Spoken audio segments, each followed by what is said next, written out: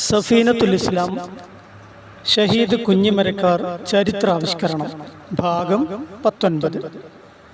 മലബാറിൽ കലാപം വിതക്കുകയും അതിൻ്റെ വിജയം ആഘോഷിക്കുകയും ചെയ്ത പറങ്കി പടയാളികൾക്ക് നേരെ ഏകാന്തനായി കടന്നു ചെന്ന് അവരെ കീഴ്പ്പെടുത്തുകയും അവർ തട്ടിക്കൊണ്ടുപോയി ഒളിവിൽ പാർപ്പിച്ച മലയാളി പെൺകുട്ടിയെ മോചിപ്പിക്കുകയും ചെയ്ത് ചരിത്രത്തിൻ്റെ ഭാഗമായി മാറിയ ധീരപുരുഷനായ കുഞ്ഞിമരക്കാർ അവരുകളെ ഒളിച്ചിരുന്ന് രക്ഷപ്പെട്ട പറങ്കി പിടികൂടുകയും വധിച്ചു കളയുകയും ശരീരം വെട്ടിനുറുക്കിക്കളയുകയും ചെയ്തു. ഛിന്നഭിന്നമാക്കപ്പെട്ട തൻ്റെ ശരീരാവശിഷ്ടങ്ങൾ 7 വ്യത്യസ്ത പ്രദേശങ്ങളിലായി മറവ് ചെയ്ത വിവരം കഴിഞ്ഞ എപ്പിസോഡിൽ നമ്മൾ ഗ്രഹിച്ചുവല്ലോ. മഹാനരുടെ തിരുശിരസിന്റെ ഭാഗം വന്നടിഞ്ഞത് എറണാകുളം വൈപ്പിൻകരയിലെ കോട്ടുപള്ളി എന്നറിയപ്പെട്ടിരുന്ന പ്രദേശത്താണ്. അക്കാലത്ത് ഇന്ത്യ മഹാരാജ്യത്തിന്റെ സാമൂഹിക അന്തരീക്ഷം കൊച്ചു കൊച്ചു രാജാക്കന്മാരും നാടുവാഴികളുമായി അധികാരം പങ്കിടുന്ന അവസ്ഥയായിരുന്നുവല്ലോ. വൈപ്പിൻകര പ്രദേശത്തെ നാടുവാഴി അത്യധികം ദുസ്സഹമായ ഒരു പരീക്ഷണ ഘട്ടത്തിലൂടെ കടന്നു പോകുന്ന കാലമായിരുന്നു അത്. അദ്ദേഹത്തിന്റെ ശരീരത്തിന്റെ മർമ്മഭാഗത്ത് ഒരു മുഴ പ്രത്യക്ഷപ്പെടുകയും ശരീരത്തിന്റെ മറ്റു ഭാഗങ്ങളിലേക്ക് വേദന വ്യാപിക്കുകയും ചെയ്തു.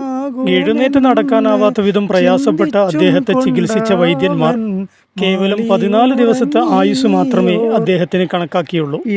മരണശയ്യയിൽ കിടന്ന് വേദന കടിച്ചിറക്കുമ്പോഴാണ് ബഹുമാനപ്പെട്ട ഷഹീദ് കുഞ്ഞിമരക്കാർ അദ്ദേഹത്തിന് സ്വപ്ന ദർശനം നൽകുന്നത്. വിദഗ്ധ വൈദ്യന്മാർ തനിക്ക് കൽപ്പിച്ച അവധി ദിനത്തിന്റെ തലേന്നാൾ അസ്വസ്ഥനായി കിടക്കുമ്പോഴായിരുന്നു ഈ സ്വപ്നം. തൊട്ടടുത്ത ദിവസം തന്നെ താൻ മരണപ്പെടുമെന്ന ഭീതി അദ്ദേഹത്തെ ഭരിച്ചു. ഇസ്ലാമിക വേഷഭൂഷാദികളോടുകൂടി ഉടവാളം കയ്യിലേന്തി ഘനഗാംഭീര്യ മുഖഭാവവുമായി വന്ന് തന്നെ അറിയുമോ എന്ന് ചോദിച്ചു.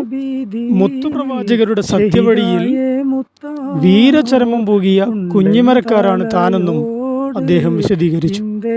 തന്റെ ശരീരത്തിലെ ശിരസിന്റെ ഭാഗം ഈ പ്രദേശത്തെ കടലിൽ ഒഴുകി നടപ്പുണ്ടെന്നും മുസ്ലിം വിഭാഗത്തിൽപ്പെട്ട ആളുകളെ കൂട്ടി കടലിൽ നിന്നെടുത്ത് മറവ് ചെയ്യാനുള്ള നടപടികൾ ആരംഭിക്കണമെന്നും അദ്ദേഹത്തെ ഉണർത്തിച്ചു. അപ്രകാരം ചെയ്താൽ തന്റെ രോഗം പൂർണ്ണമായും ശമിക്കുമെന്നും അല്ലാതെ വന്നാൽ വലിയ നാശം ഭവിക്കുമെന്നും അദ്ദേഹത്തെ ധരിപ്പിച്ചു. ഉറക്കം വിട്ടുണർന്ന നാടുവാഴി തന്റെ സ്വപ്നത്തെക്കുറിച്ച് ആലോചിച്ചെങ്കിലും മറ്റാരോടും ഇക്കാര്യത്തെക്കുറിച്ച് സംസാരിക്കാൻ പോലും തയ്യാറായില്ല. അതോടൊപ്പം ഇനിയും എന്തൊക്കെ അനർത്ഥങ്ങളാണ് തന്റെ ജീവിതത്തിൽ വന്നു ഭവിക്കാനുള്ളത് എന്ന ഭയാശങ്കകൾ അദ്ദേഹത്തെ പിടികൂടുകയും ചെയ്തു. ഷഹീദ് കുഞ്ഞിമരക്കാറിൻ്റെ മറ്റ് വിശേഷങ്ങളുമായി നമുക്ക് വീണ്ടും കാണാം.